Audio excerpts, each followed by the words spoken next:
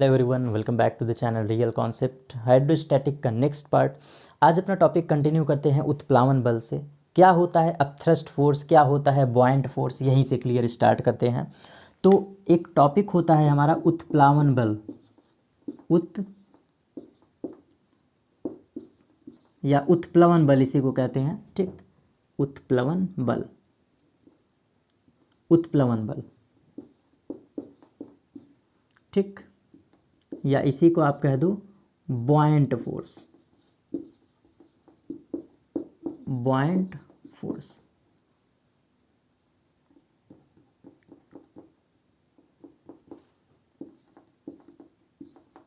ठीक, buoyant force बहुत बारीकी से समझना। तीन बातें पहले क्लियर कर दूं क्योंकि टॉपिक में कंफ्यूजन नहीं होना चाहिए। इसी उत्प्लावन बल को, इसी बॉयंट फोर्स को हम लोग कहते हैं upthrust force. Upthrust force same इसी को कहते हैं अपथ्रस्ट फोर्स, और सेम इसी को बॉयंसी भी कहते हैं। बॉयंसी, बॉयंसी, तीनों का मतलब सेम है। और यहाँ पे परिभाषा क्लियर करूँ, बहुत कन्फ्यूज़न होता है इस टॉपिक में, एकदम स्पष्ट क्लियर करूँ। जब किसी तरल में, समझना बहुत कम शब्दों में और एकदम स्पष्ट लैंग्वेज बता रहा हूँ जो कभी कन्फ्यूज़न ही ना क्लियर करे। बॉयंट फोर्स उस फोर्स को कहते हैं जब किसी वस्तु को डिप करो, जब किसी वस्तु को डिप करो, डिप करने तो चाहे डिप करो या ना करो कोई दिक्कत नहीं है। जब कोई वस्तु तरल में तैरता है तो उसका मास m होता है, ठीक, m होता है। तो रियल मास वर्क करता है नीचे की तरफ mg, जिसको भार बल कहते हैं। लेकिन इसी का जस्ट अपोजिट लैंग्वेज समझना, पानी के द्वारा, पानी मतलब तरल या फिर द्रव के द्वारा, सीधा सीधा द्रव के द्वारा वस्तु पर लगाया गया बल, वस्तु पर लगाया गया बल कहलाता है बॉयंट फोर्स। बस यही है, एकदम स्पष्ट लैंग्वेज। कोई तरल उस वस्तु पर कितना फोर्स लगाता है, कितना धक्का लगाता है, this is called buoyant force. द्रव के द्वारा, यहाँ पे वस्तु बल नहीं लगाता, द्रव बल लगाता है। द्रव के द्वारा, फ्लूइड के द्वारा, बाई फ्लूइड, फ्लूइड के द्वारा वस्तु पर, वस्तु मतलब जो डुबाए हो ऑब्जेक्ट पर, द्रव के द्वारा वस्तु पर लगाया गया बल क्या कहलाता है? Buoyant force. अब खुद से सोचो, खुद से समझना। द्रव ने बल लगाया वस्तु पर तो ऐसे ढकेलेगा, ऐसे, इसीलिए इसका डायरेक्शन अपर साइड होता है। तो यहाँ पे ये भी लिख लो, इसकी दिशा सदैव ऊपर की तरफ होता है। दिशा किधर होता है? ऊपर की तरफ। दिशा किधर होता है? ऊपर की तरफ, इसीलिए ऊपर होता है। बॉयंट फोर्स आप हमेशा देखते हो अपर साइड लगता है। क्यों लगता है? क्योंकि तरल लगाता है ऊपर साइड। क्लियर? बिल्कुल। उत्प्लवन बल क्लियर। और यहाँ पे हम लोग उत्प्लवन बल को निकालने का शॉर्टकट भी सीखते हैं, लेकिन मैं आपको शॉर्टकट नहीं, मैं आपको मेन कंसेप्ट में समझाऊंगा। ठीक, इसको समझ लो यहाँ तक। अब बॉयंट फोर्स के बाद हम बात कर लेते हैं आर्किमिडीज प्रिंसिपल की। What is Archimedes principal? Archimedes एक वैज्ञानिक थे, इन्होंने बताया था अपना प्रिंसिपल। क्या है आर्किमिडीज प्रिंसिपल? थोड़ा सा इसको रीड कर लेते हैं। आर्किमिडीज प्रिंसिपल में स्पष्ट रूप से ये कहा जाता है कि किसी वस्तु का जो भार होगा वो हटाए गए पानी के भार के बराबर होगा। बस यही शब्द है। चलो इसको पूरी बारीकी से समझते हैं।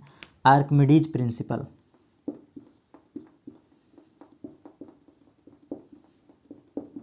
आर्किमिडीज प्रिंसिपल, आर्किमिडीज का सिद्धांत।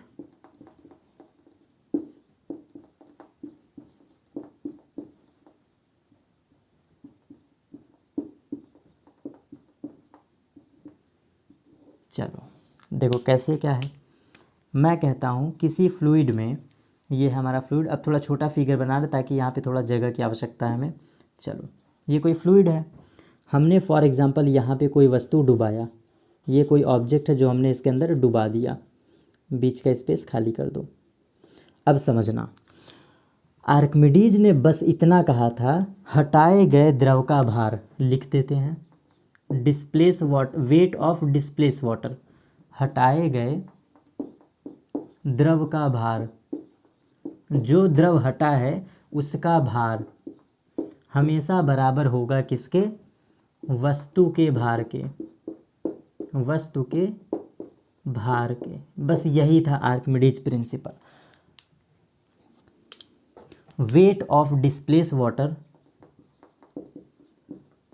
Wait of displace water, displace water is equal to weight of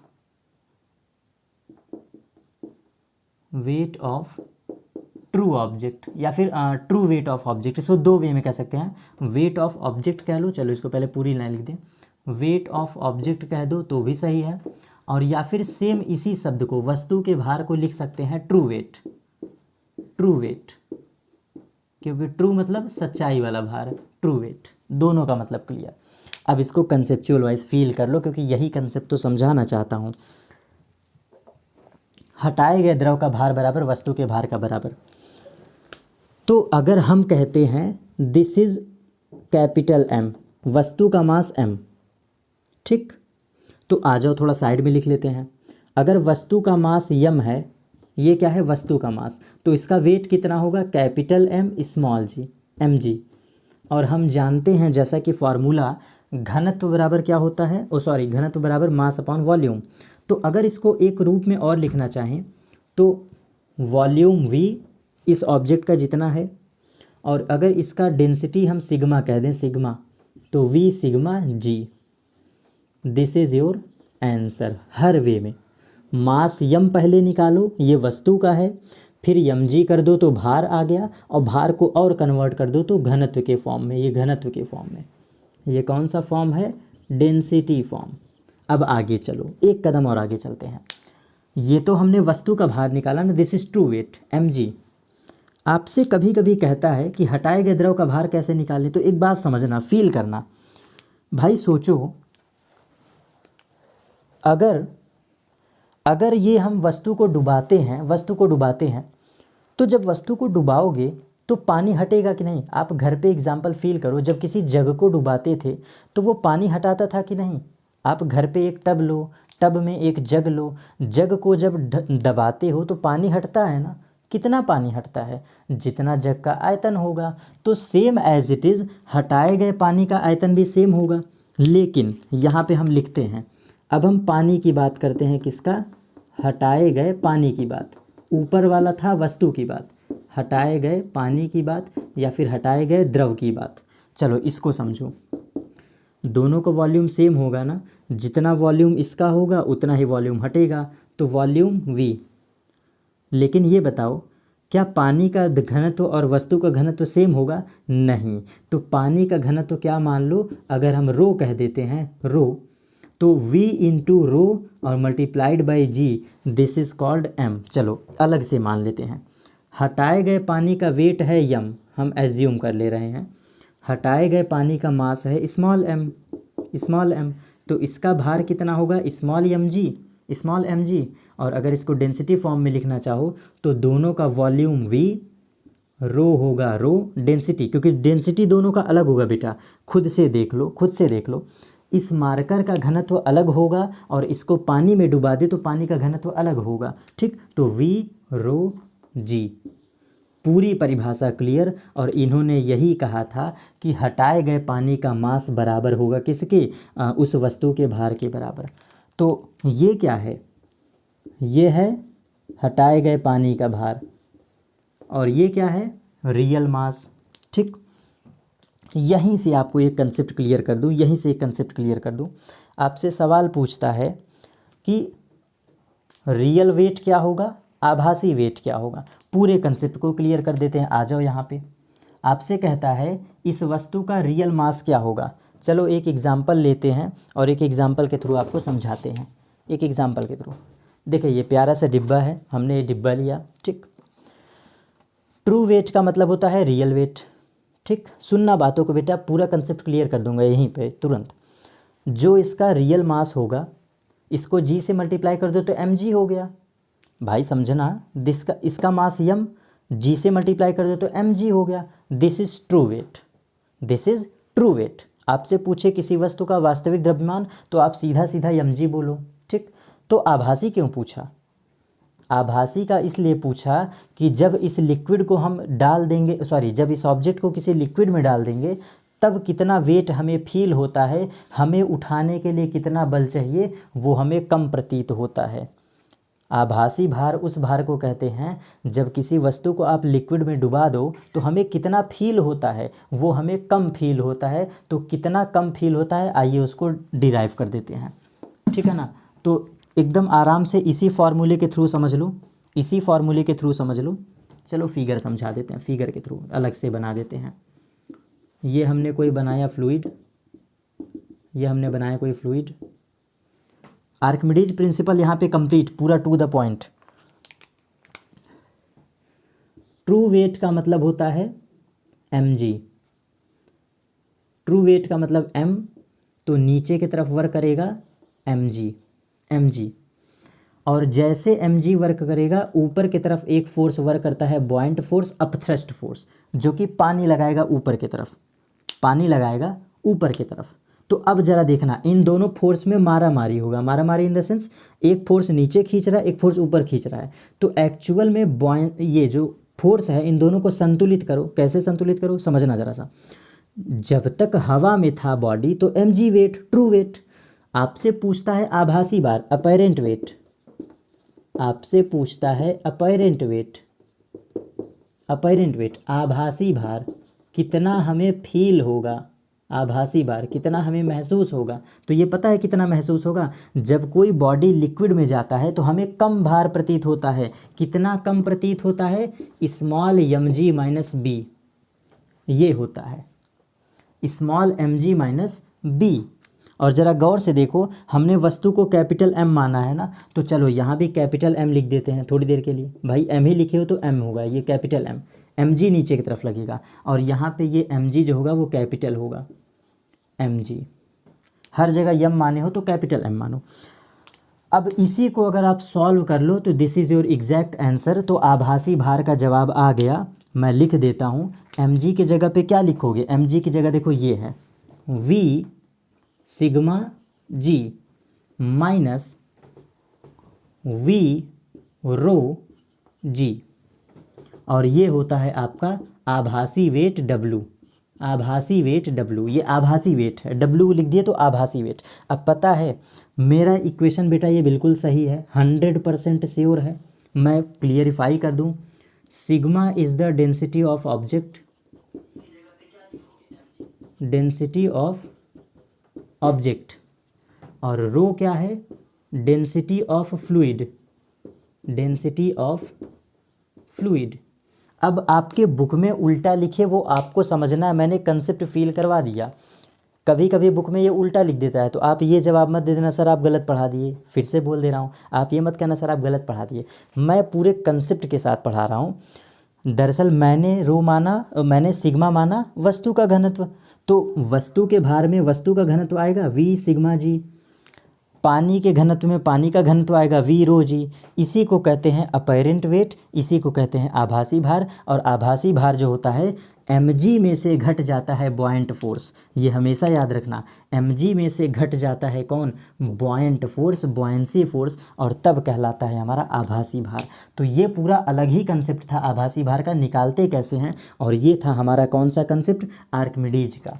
और अगर इतनी बातें क्लियर हो गई तो इन्हीं टॉपिक से, इसी अपैरेंट वेट से हम बात कर लेते हैं लॉ ऑफ फ्लोटेशन, तुरंत इसी से। क्यों, थोड़ा सा भी, इतना हमने मेहनत करके लिखा है तो आपको समझ में आ जाएगा तुरंत। अब डूबने के लिए और तैरने के लिए क्या शर्त होता है वो बात कर लेते हैं, लॉ ऑफ फ्लोटेशन।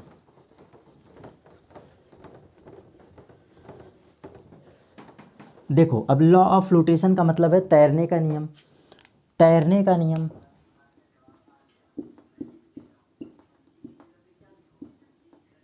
तैरने के नियम, law of flotation, law of flotation.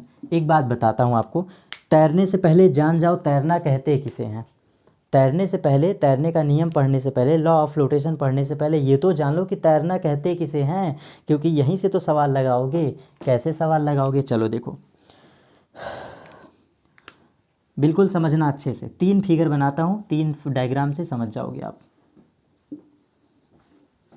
तीनों में फ्लूइड भर देते हैं, तीनों में फ्लूइड भर देते हैं। ठीक, ये हमने फ्लूइड भर दिया। बेटा पता है फ्लोटेशन, तैरने का मतलब होता है तैरना। अगर कोई बॉडी अंदर डूब गया, जैसे ये यम मास है, हर जगह एम माने हैं तो कैपिटल एम। ठीक बेटा, ये हर जगह जितनी जगह मैं लिख रहा हूँ कैपिटल एम। अगर कोई बॉडी इनसाइड अ फ्लूइड चल गया, inside a fluid, inside fluid, inside fluid, तो एक बात बताएं, जब कोई वस्तु फ्लूइड के अंदर चला जाता है तो ये फ्लोटेशन में नहीं माना जाता है, इसको कह दिया जाता है ये डूब गया। आप याद करो, आप तैर रहे हो और तैरते समय जो आदमी पानी में डूब जाता है तो उसको तैरना कहते हैं कि डूबना कहते हैं? उसको डूबना कहते हैं। जब आदमी पानी में तैरते हो तो तैरना कब कहते हो? जब वो ऊपर दिखता रहे। और जो लोग डूब जाते हैं तो उनको डूबना कहते हो ना। ये चीज़ें हैं। अगर बॉडी फ्लूइड के अंदर चला गया तो ये फ्लोटेशन में नहीं गिना जाता है। This is not flotation. इसको अब हटा दो। एक केस हमने बनाया, तुरंत हटा दिया, इसको छोड़ो। फ्लोटेशन किसे कहते हैं पहले मार्क कर दें। इसे कहेंगे और इसे कहेंगे। कैसे? जब हमारा ऑब्जेक्ट आधा हवा में हो और आधा पानी में हो, आधा हवा में हो और आधा पानी में हो, इसको कहते हैं फ्लोटेशन। और या तो फिर थोड़ा सा ऊपर हो, ज़्यादा नीचे हो, तो भी कहते हैं फ्लोटेशन। इसको कहते हैं आंशिक तैरना। आंशिक मतलब कम कम तैरना। कम मतलब इसको कहते हैं आंशिक, बहुत थोड़ा सा तैरना। लॉजिक वाइज समझ लो। ये केस है आधा तैर रहा हो, आधा डूब रहा हो तो भी तैरने में आएगा, और थोड़ा सा ऊपर तैर रहा हो तो भी आएगा तैरने में। तो ये दो प्रॉपर्टी कहलाती है तैरना। अब हम बताएं, जो इतना मेहनत करके इस बात को समझ लिया उसको जवाब क्लियर, 1 मिनट में क्लियर। कैसे क्लियर? चलो,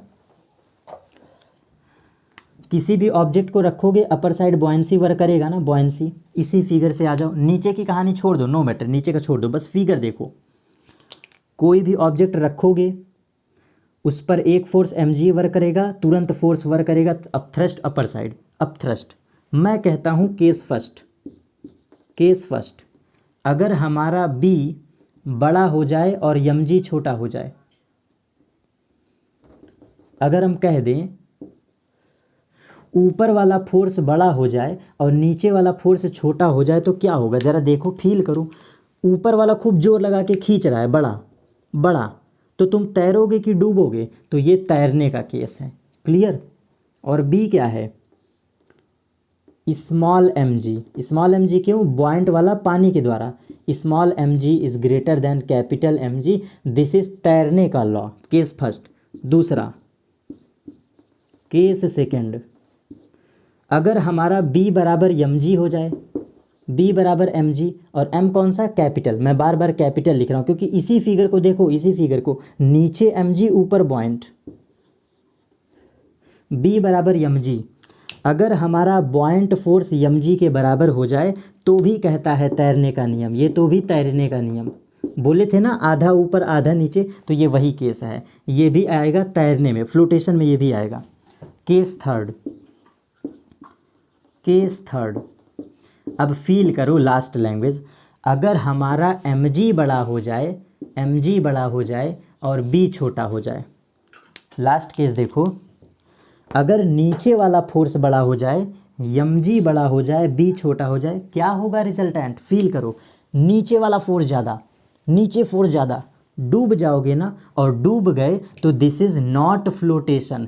दिस इज़ नॉट फ्लोटेशन। मतलब अगर mg बड़ा हो जाए, b छोटा हो जाए तो दिस इज़ नॉट फ्लोटेशन। इसका मतलब मैंने क्या लिखा है? Capital mg is greater than small mg। पूरा concept clear? This is law of flotation. पूरे लॉ ऑफ फ्लोटेशन का केस हमने रीड कर लिया, पूरे बॉयंसी फोर्स, पूरा आर्किमिडीज प्रिंसिपल। आई होप, मैं आशा करता हूँ आपको बहुत बेहतरीन समझ में आएगा। मैंने भरसक कंप्लीट कोशिश किया, हर एक पॉइंट आपको कोरिलेट किया। आई होप आपको समझ में आया होगा। ठीक है, इतने points clear, law of flotation clear. अब हमारा क्या बचा है? अब हमारा बचा है मैनोमीटर का कंसेप्ट। मैनोमीटर क्या होता है? ये दाब को नापने वाली मशीन होती है। चलिए इसको भी रीड कर लेते हैं। ये बिल्कुल थ्योरेटिकल टॉपिक है, लास्ट में जो डिस्कस कर रहा हूँ। हमारा टॉपिक है मैनोमीटर। पहले मैं क्लियर कर दूं दो बातें जो हमें पढ़ना है according to syllabus. Manometer, manometer Hindi में भी मैनोमीटर, आपको बता दें साइड में बता दें, दाब को नापने की दो मशीन होती है। एक कहलाता है बैरोमीटर, बैरोमीटर ये हमें नहीं पढ़ना है। एक होता है मैनोमीटर, मैनोमीटर, मैनोमीटर हमें पढ़ना है, यही हम पढ़ने जा रहे हैं। दो टाइप का होता है दाब को नापने की मशीन। कैसी मशीन होती है, बिल्कुल सिंपली फास्ट में कवर करो, फील करो कैसे रीड करते हैं। मैनोमीटर में एक हम यू शेप की नली लेते हैं, यू शेप की नली, और जेन्युइन केस के थ्रू समझना, इसके अंदर हम फ्लूइड भर देते हैं। ज़रा थोड़ी देर के लिए फील करो, अंदर हम फ्लूइड भर देते हैं। एक बात समझना, जब ये दोनों तरफ से खुला होता है, एक्चुअल में मैनोमीटर में हम खुली नली लेते हैं, दोनों तरफ से खुली नली लेते हैं, तो इधर से भी प्रेशर लगेगा एटमॉस्फेरिक प्रेशर P0, इधर से भी प्रेशर लगेगा एटमॉस्फेरिक प्रेशर P0। जब दोनों तरफ से समान प्रेशर लग रहे हैं तो क्या ये फ्लूइड मूव करेगा? नहीं मूव करेगा, मतलब ये पैरेलल होगा, एकदम पैरेलल, एकदम पैरेलल। अब इसका सेकंड हम फेस क्या करते हैं, इसी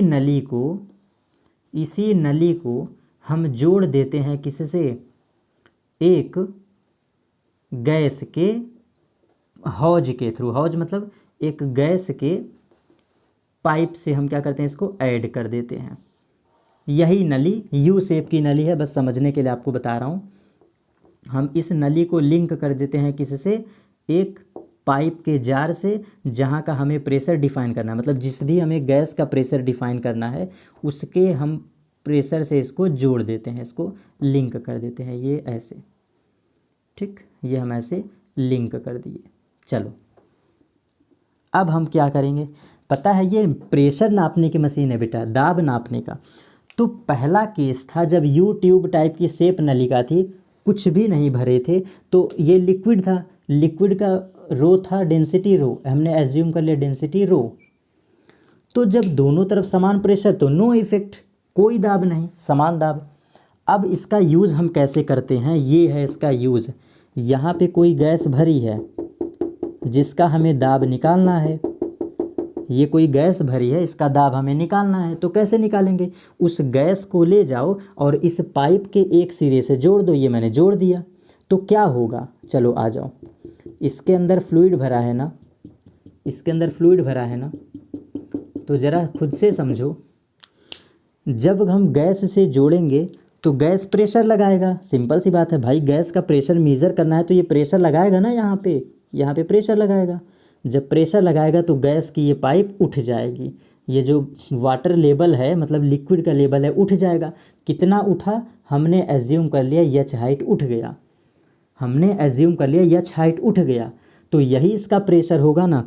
आओ इस कंसेप्ट को फील करते हैं, this is A, this is B. अगर हम इस पॉइंट के थ्रू देखें तो pressure of A is equal to pressure of B, यही लिखोगे ना, pressure of A is equal to pressure of B. Same यही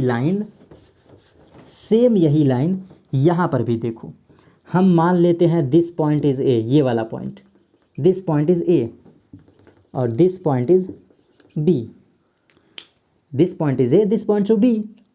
तो जेन्युइन केस के थ्रू लगाते हैं, आपके सामने लिखते हैं P of A is equal to P of B, ठीक। कहोगे सर ये क्या, सोचो, P ऑफ A क्या है, A पॉइंट पर प्रेशर क्या है, गैस का प्रेशर, क्योंकि गैस प्रेशर लगा रही है। तो जब गैस प्रेशर लगा रही है तो अब यहाँ का प्रेशर हो जाएगा pressure of gas, pressure of gas, क्यों, क्योंकि गैस प्रेशर लगा रही है। तो गैस के प्रेशर लगाने से ये कितना उठ गया, ये कितना उठ गया, एच हाइट उठ गया। तो ये जब एच हाइट उठा होगा तो यहाँ फिर भी तो वर्क कर रहा है एटमॉस्फेरिक प्रेशर, एटमॉस्फेरिक प्रेशर, ये देखो एटमॉस्फेरिक अभी भी वर्क कर रहा है। तो बी पॉइंट पर, एट बी पॉइंट, इस पॉइंट पर दो प्रेशर वर्क कर रहे हैं, इज इक्वल टू एक होगा पी नॉट और एक होगा रो जी एच।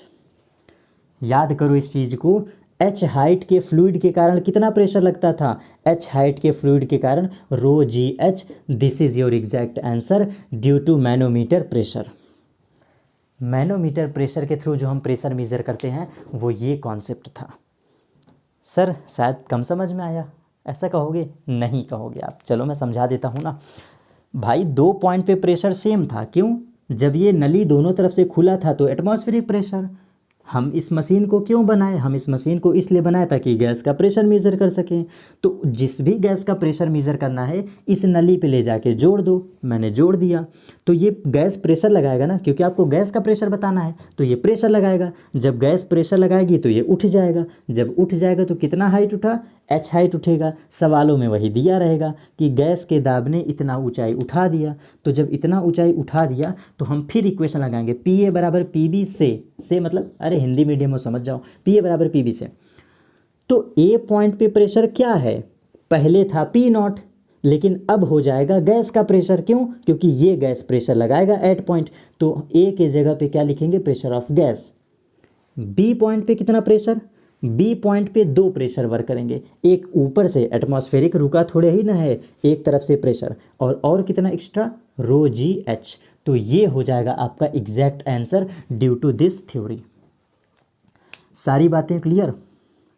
कभी कभी आपसे इसी इक्वेशन में, इस इक्वेशन के थ्रू सवाल पूछ लेगा। बहुत रेयरली आपको लिख देता है P minus P naught is equal to rho g h. वो ये भी कह सकता है, कोई बात नहीं, दाएं बाएं कर दो। जो प्रेशर ऑफ गैस लिखे हो इसको P कह देगा, सिर्फ और सिर्फ P कह देगा। ये क्या है? प्रेशर। प्रेशर ये क्या है? Atmospheric pressure. Atmospheric pressure. ठीक, आई होप सारी बातें क्लियर हो गई होंगे। मैनोमीटर का भी कंसेप्ट कंप्लीट, जिस अकॉर्डिंग टू थियरी मैं समझा रहा हूँ बेटा, सेम री सीरियसली ऐसे फील करना चीज़ों को, बिल्कुल ऐसे ही समझना है आपको। सवाल आपके आई होप लग जाएंगे, फुल्ली कॉन्फिडेंट हो आपके सवाल लग जाएंगे। मिलते हैं डियर स्टूडेंट नेक्स्ट टॉपिक पर। Thank you. और वहाँ पर हम डिस्कस करेंगे रिलेटिव डेंसिटी का टॉपिक। Thank you.